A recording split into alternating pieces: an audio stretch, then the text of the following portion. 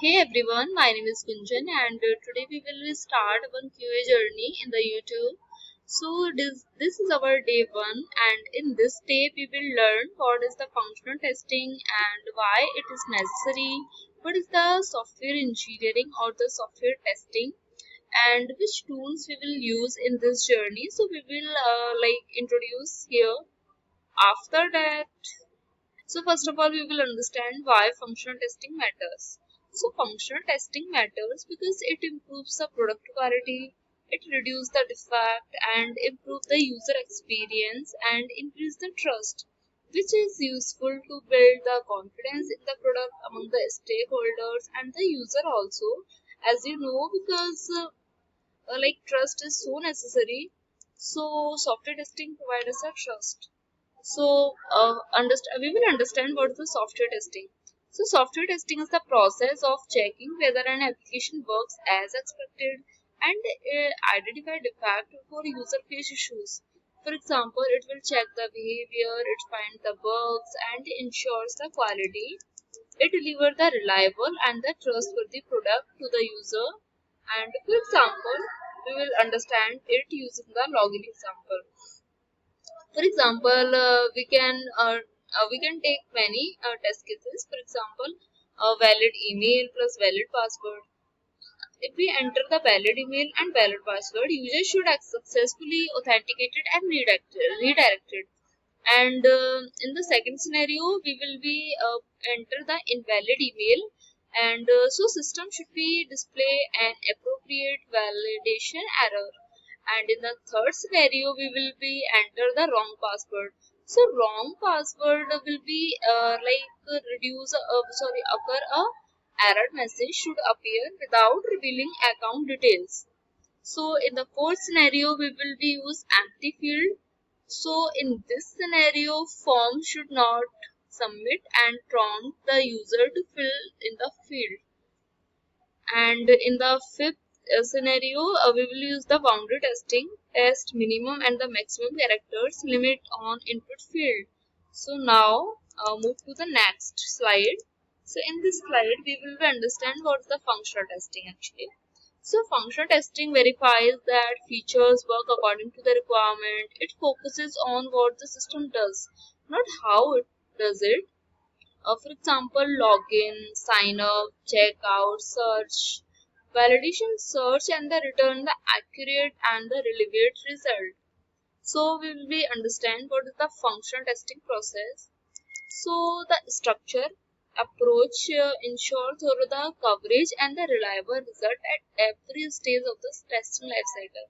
So first is understand, after that we will create, after that we will be execute, then create a report, and if bug is not solved, then we have to retest it. It is necessary features. So in the testing, there are so many usual terms which will be used and most important also. So interviewer also can ask you these terms because it's so necessary. So first is test case. Test case are documented set of conditions and steps used to verify a specific feature and behavior. And after that, bug is a defect or flaw in the application that causes it to behave unexpectedly or incorrectly. After that, severity is how impact it work on the system, ranging from critical to minor. After that, priority, how urgency of works need to be fixed relative to other issues in the backlogs. After that, expected result, the outcome define the requirements that the system should produce. After that, the actual result. So what the system actually produced during the test execution, which is necessary. And after that, we will take the real life example like spaces only names. So if in this scenario during the sign up test, a name test was submitted containing only the blank spaces, the actual character. So what will be expected? The system should display a validation message informing the user that the name field can't be empty and contain only the white space. So actual result will be like successfully created. So it's a bug. So test cases summary will be like test case will be the submit sign up form with the spaces only name, and expected result will be validation message displayed, but the actual result is account created successfully. So status will be fail, and observation will be like needs confirmation before reporting as a defect.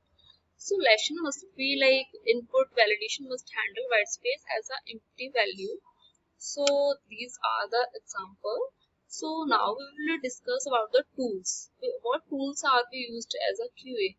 So for QA, first tool is Jira, which is the industry standard tool for tracking bugs, managing sprints, and organize QA workflows.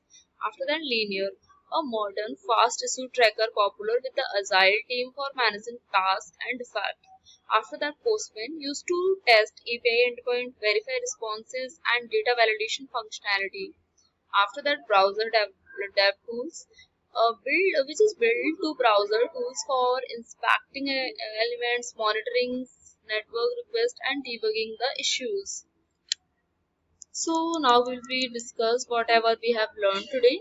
So QA is not finding bugs. QA is about verifying the quality. So testing is a mindset, not just a like work.